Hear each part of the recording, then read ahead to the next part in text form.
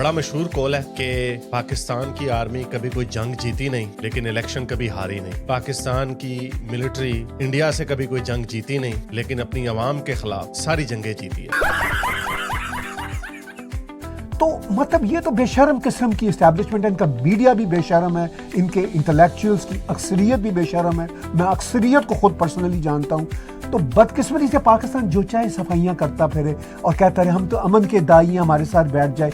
ये रात को बम फोड़ते हैं और सुबह कहते हैं आइए जी चाय पिए, अमन की बात करते हैं। ये अमन की आशा के ड्रामे इन्होंने रचाए हैं ऑलवेज। अब भारत के ऊपर ये बिल्कुल एक्सपोज हो चुके हैं, ना सिर्फ भारत के ऊपर पूरी दुनिया के ऊपर ये एक्सपोज हो चुके हैं। ये बड़ी अच्छी बात कही आप। चाहने वाले दिल थाम लीजिए क्योंकि मैं कुछ कहने जा रही हूँ। बोल बोल।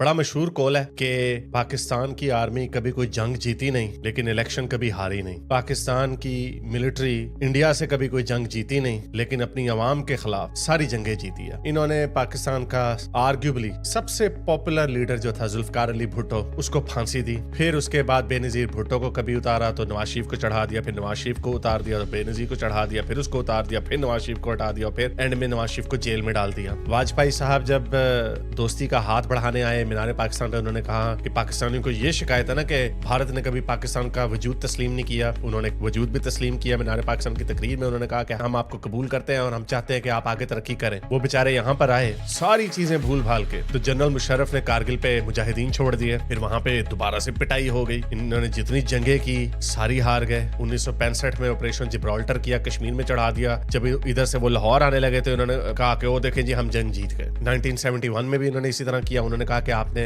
इतना जुल्म उधर के हिंदुओं पे किया कि वो वेस्ट बंगाल में आ गए इंडिया के, तो इसलिए हमें इंटरवीन करना पड़ा, मुल्क आधा टूट गया। और फिर उसके बाद जनरल मुशर्रफ ने अपनी किताब में लिखा सोवियत यूनियन के खिलाफ जो हमने जहादी तैयार किए थे अमेरिका की मदद से, जब वो जहाद खत्म हुआ 1989 में, तो 89 में उन्हीं जहादियों को हमने कश्मीर की तरफ चढ़ा दिया। ये कहानी मैं अपनी किताब में भी लिख चुका हूँ और पहले भी बड़ी दफा आपको बताई है कि 99 में मैं 14 साल का 9वीं क्लास में पढ़ता था। मेरे वाले साहब को नहीं पता था, वो हमें एक मौलवी मिला, दोस्त था उनका, उसने कहा है आपको कश्मीर लेके चलते हैं, जो पाकिस्तान ऑक्यूपाइड कश्मीर है उधर लेके चलते हैं। तो हमने कहा चलें जी सैर करते हैं। मैं मरी से आगे कभी नहीं गया था, तो हम चले गए उधर। वो फिर हमें बाद में पता चला कि वो तो लश्कर तैयबा का रिक्रूटमेंट सेंटर था। वहां पर हाफिज सईद साहब आए, मिलिट्री के हेलीकॉप्टर में आए, कंधे पे रॉकेट लॉन्चर चला के दिखाया, लोगों को उकसाया। वहां पे बड़ी जबरदस्त शोला बयान सी स्पीच उन्होंने की। और फिर एक मौलवी आया जो रजिस्टर, बाकी सारे बच्चे, मैं लाहौर से गया हुआ था, बस मैं ही थोड़ा लग रहा था कि मिडिल क्लास से हैं, बाकी सारे बेचारे गरीबों के बच्चे थे और उनको वो रिक्रूट कर रहे थे। जब वो बंदा मेरे पास आया तो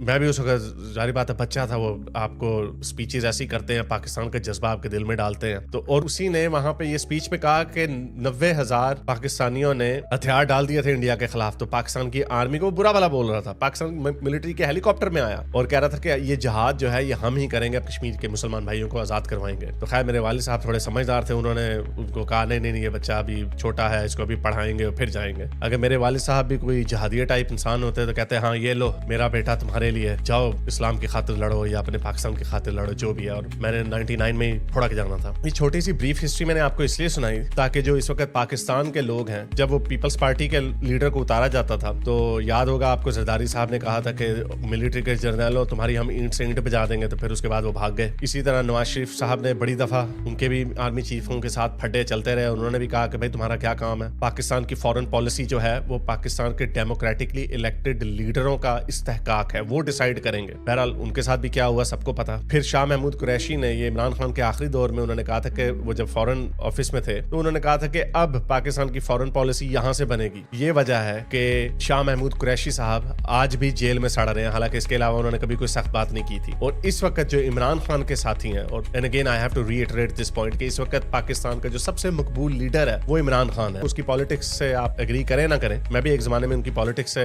बड़ा एग्री करता था, लेकिन फिर जब उन्होंने आके गुल खिलाए, मदीने की रियासत और इस्लामी टच वगैरह दिया, तो खैर मैं मुतनफर हो गया उनसे। लेकिन ये जो काम है, जो सिविलियन रूल है, पाकिस्तान का नाम तो इस्लामी जमहूरिया पाकिस्तान है, लेकिन ये जमहूरियत नहीं है। यहाँ पे उस जमहूरियत का जिम्मेदार कौन है? क्या अमेरिका है, इसराइल है, चले इंडिया है, इंडिया का नाम लगा देते हैं। पाकिस्तान में जमहूरियत अगर नहीं आई तो उसके पीछे सिर्फ एक ही है। आसमा जहांगीर ने मेरा ख्याल ये कहा था कि ये जो दहशतगर्दी है इसके पीछे वर्दी है। तो ये जितने पाकिस्तान की पॉलिटिकल पार्टीज हैं, इन्होंने अकेलेपन में अपने तौर पे हमेशा से वर्दी के खिलाफ आवाज उठाई, लेकिन ये कभी इकट्ठे नहीं हुए। और ये मैं भी समझता हूँ कि ये इमरान खान साहब की भी बहुत बड़ी पॉलिसी की फेलियर है कि इनको चाहिए था कि ये पीपल्स पार्टी और PMLN के साथ हाथ मिलाते, लेकिन अच्छा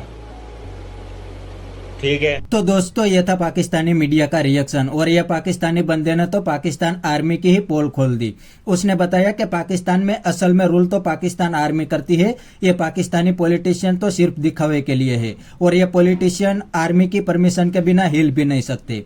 और दोस्तों इंडिया के नाम पे पाकिस्तान आर्मी पाकिस्तानी पब्लिक को बेवकूफ बना देती है और बाद में पाकिस्तान को ही लूटती है। और दोस्तों ये पाकिस्तान आर्मी इंडिया को सिर्फ धमकी दे सकती है, प्रैक्टिकल में इंडिया के सामने कुछ भी नहीं कर सकती, क्योंकि उनको भी पता है कि इंडिया के सामने पाकिस्तान आर्मी एक वीक के लिए भी नहीं टिक सकती।